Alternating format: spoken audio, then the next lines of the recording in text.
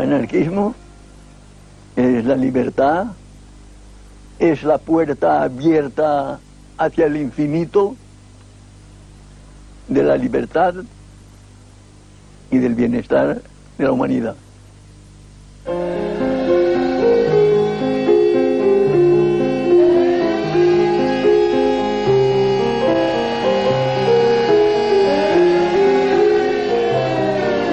Me desperté con las sirenas de las fábricas y era como si toda Barcelona latiese con un solo corazón. Algo que solo se vive quizá una vez en un siglo. Y si algo puedo decir, que eso marcó mi vida y vivo con esa emoción siempre. La verdadera revolución se inicia el 1 de julio y la inicia el pueblo espontáneamente, defendiéndose contra el ejército. Y es la primera vez y la única vez que el pueblo acaba con el ejército, lo rinde. Hemos podido con el ejército. Este es el grito fantástico de García Oliver el día 20. Hemos podido lo que no se ha podido nunca. Fue una cosa de gran ilusión, de pensar yo de que se había hecho ya la revolución social, no solo en España. Yo creo que creí que habíamos triunfado en el mundo entero. Fue espontáneo. El pueblo se encontró dueño de su destino y ejerció su fuerza y llevó a cabo las esperanzas que durante años y años había siempre soñado. Y eso es algo que una oportunidad se acepta, se lleva a cabo y se acabó. La libertad y el universo, mi Dios, mi patria es la libertad, mi bandera la razón, mi camino la verdad, así es como pienso yo.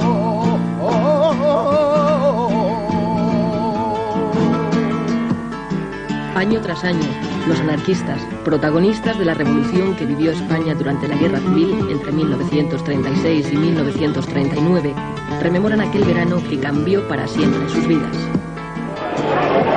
España 36, éramos más jóvenes que ahora.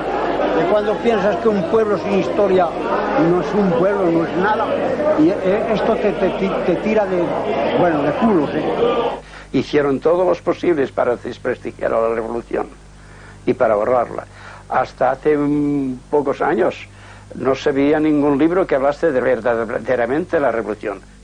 Yo soy albañil y cuando he tenido que construir una casa, he empezado siempre por los fundamentos. Y tanto las películas como todos los actos de la vida tienen un principio, y es en el principio, es en los fundamentos donde hay que empezar. Y eso hay que saber por qué nosotros nos defendimos contra el fascismo, por qué vencimos al fascismo y qué eran las ideas que nosotros preconizábamos y que el pueblo se sintió identificado con ellas.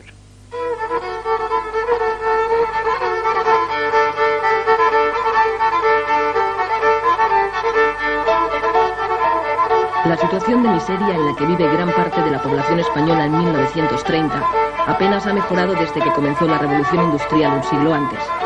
Continúan el analfabetismo y las profundas desigualdades sociales, sin que las autoridades, la Iglesia ni la burguesía pongan remedio. El anarquismo, que aparece como una propuesta del socialismo utópico para luchar contra la injusticia social, ha ido calando a lo largo de 100 años en las clases más desfavorecidas del país.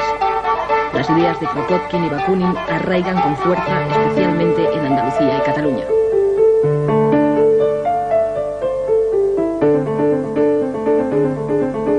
En 1840 nace en Barcelona la primera sociedad obrera y 30 años más tarde la Organización de los Trabajadores Españoles es ya un ejemplo para el resto de Europa.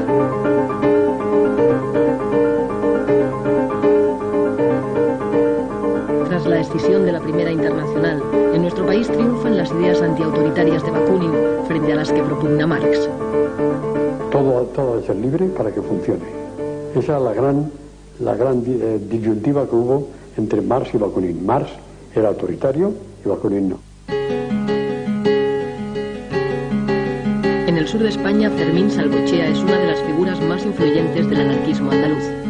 Allí el pueblo está enfrentado a una burguesía propietaria de grandes latifundios improductivos.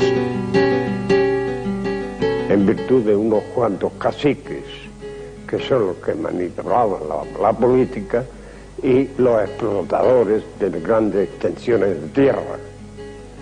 Y al trabajador, pues, nos tenían 3 meses, por ejemplo, de trabajo activo. El resto, pues, era casi... no trabajaba, lo que trabajaban muy poco, y vivían muy mal.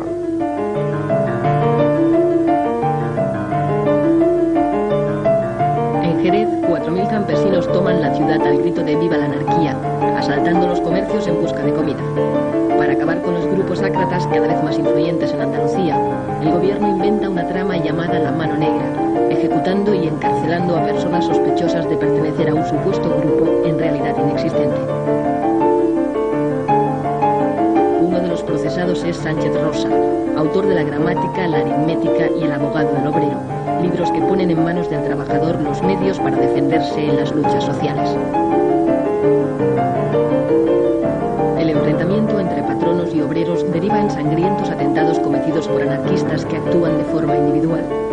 Barcelona es conocida en Europa como la Rosa de Fuego, y el castillo de Montjuïc se populariza como escenario de fusilamientos y cárcel política. Numerosos militantes de las sociedades obreras son procesados.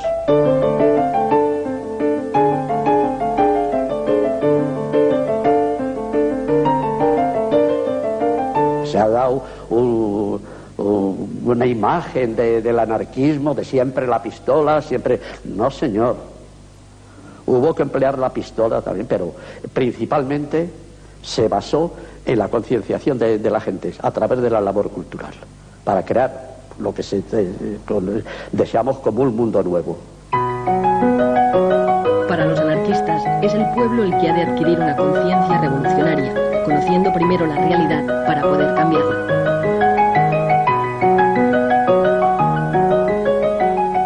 El autodidactismo se explica de esa manera, por afán de saber, pero sin tener medios.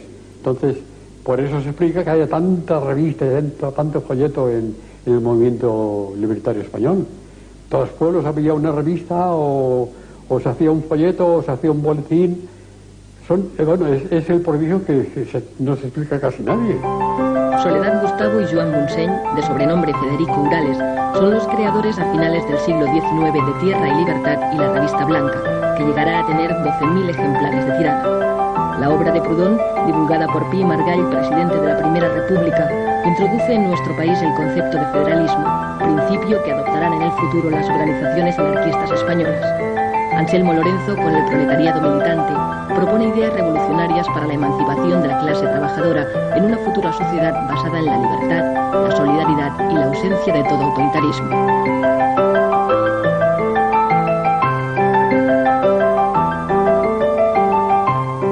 Porque el anarquismo no es una teoría, no es solamente una filosofía, no es solamente un programa de vida, sino una forma de vivir. Una forma de vivir.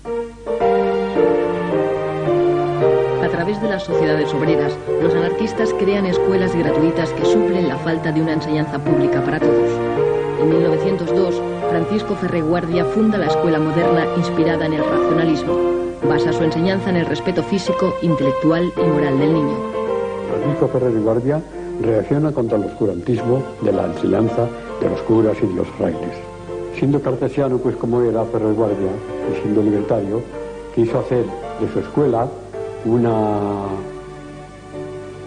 forja de enseñanza, sobre todo dirigida a la razón, sobre todo dirigida a la lógica.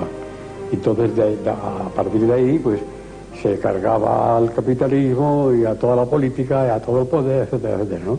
No pararon hasta que mataron a Francisco Ferrer, acusándole de actos que no había ni siquiera realizado. En la cosa por la cual se le acusó y en nombre de la cual se fusiló, que fue la insurrección de 1909 en Barcelona, de los soldados de no querer embarcarse al África, donde se les estaban matando, asesinando por el capricho de unos cuantos militares, incluido el rey, eso Ferrer ni estaba ni participó.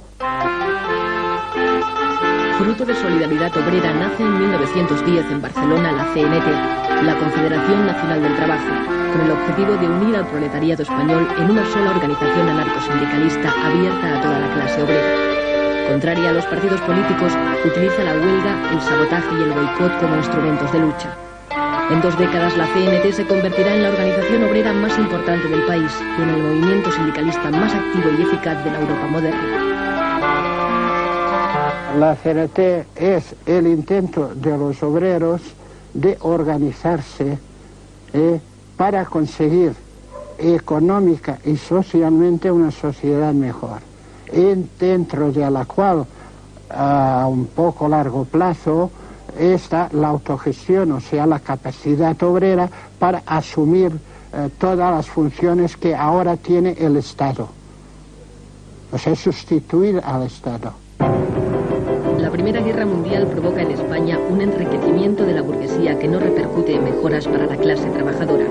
Las tensiones aumentan y, como reflejo de la Revolución Rusa, los obreros españoles organizan numerosas huelgas hasta conseguir, por primera vez, la jornada de 8 horas. Había una fundición que despidieron a 4 obreros porque pedían las 8 horas. Y no lo querían dar, y entonces los patrones cerraron las fábricas y lo cerraron todo. Ripoll se tuvo que hacer comida, rancho, en la plaza del ayuntamiento para alimentar al pueblo, porque dura unas 9 semanas. En 1919 la CNT tiene ya más de 700.000 afiliados. Los duros conflictos laborales provocan entre los jóvenes reacciones extremistas y la aparición de grupos de acción como los solidarios. Compañero de Durruti y Ascaso, García Oliver rememorará en 1938, ya como ministro de la República, los años de lucha en que cayeron numerosos militares anarquistas como Salvador Seguí, el Noy del Sucre.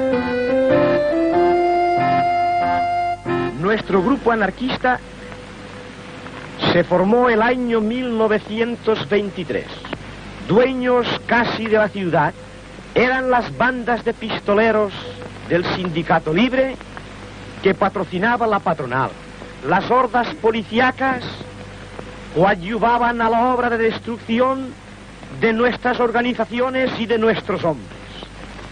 Nos unimos y formamos un grupo anarquista, un grupo de acción para luchar contra los pistoleros, contra la patronal y contra el gobierno.